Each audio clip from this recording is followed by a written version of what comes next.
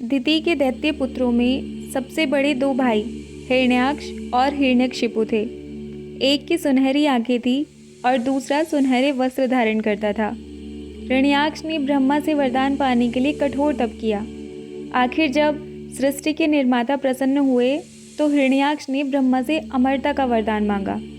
असंभव! ब्रह्मा ने अस्वीकृति में चारों सिर हिला दिए।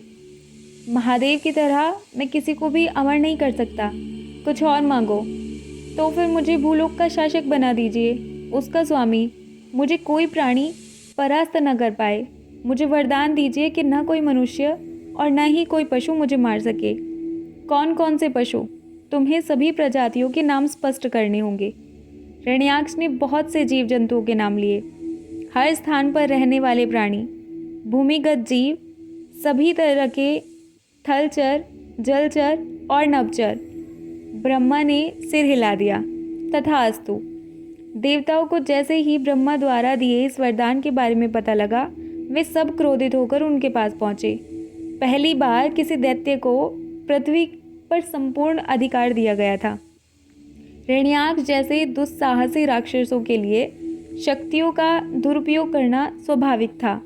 वह भूलोक की आत्मा तक को निर्दयता से नष्ट कर सकता था। मैं आपकी बात समझ रहा हूँ, किंतु आप भी मेरी दुविधा को समझिए। ब्रह्मा ने देवताओं से कहा, अड़िग तपस्या कभी निष्फल नहीं जाती।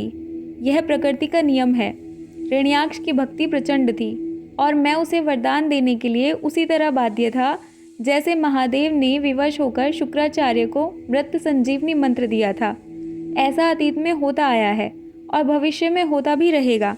वह चाहे देवता हो या दैत्य, वरदान पाने की उत्कट अभिलाषा सदा पूर्ण होगी।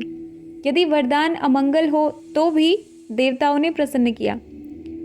वरदान मंगल या अमंगल नहीं होता। वरदान मात्र अवसर है जो साधक को सशक्त बनाता है। महत्वपूर्ण यह है कि साधक उसका उपयोग कैसे करता है। भूलोक का स्वामी हिरण्याक्ष अब भूलोक को अच्छी तरह पालन पोषण कर सकता है अथवा उसे नष्ट भी कर सकता है। यदि उसने दूसरा विकल्प चुना तो उसका अपना विनाश पहले हो जाएगा, परंतु कोई जीव उसे हानि नहीं पहुंचा सकता। आपने स्वयं उसे वरदान दिया है। ऐसा नहीं है। ब्रह्मा का स्वर गूढ़ था। समय आने पर आप समझ जाएंगे। देखते हैं कि वह दैत्य मेरे वरदान का किस प्रकार उपयोग करता है। शीघ्र ही देवताओं की आशंका सच हो गई। हिरण्याक्ष ने अत्याचार शुरू कर दिया और उसकी आग में भूलोक झुलसने लगा। प्राणियों की पीड़ा भरी चीखें आसमान में गूंज रही थी।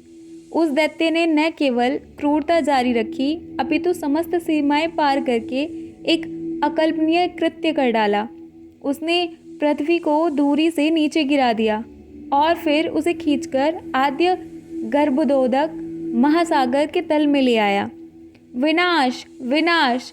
ब्रह्मा ने देवताओं की चीख पुकार सुनी। अयोग्य लोगों को दी गई शक्ति कभी प्रेरणा का स्रोत नहीं बन सकती, अपितु वह विभीषिका को जन्म देती है। हम भूलोक को अब उस अनंत गहराई से कैसे बाहर निकालेंगे? तभी उन्होंने पृथ्वी की आत्मा को धेनु के रूप में आते देखा। उसकी आंखों में समुद्री जल के कारण जलन हो रही थी।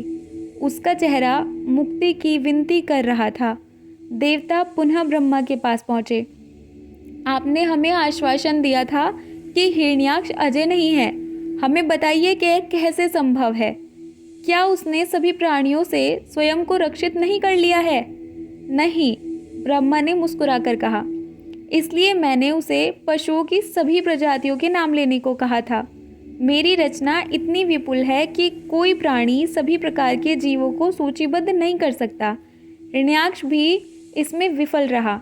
उसने एक प्राणी को छोड़कर पृथ्वी पर मौजूद सभी प्राणियों के नाम ले लिए थे। कौन सा प्राणी? वराह, और वही उसके अंत का कारण बनेगा। ब्रह्मा ने हाथ जोड़कर कहा। फिर वे बोले, देखिए देखिए कैसे श्रीहरि पुनः अवतार लेते हैं। उन्होंने पहले मत्स्य अवतार लिया था और अब वे वराह अवतार लेंगे।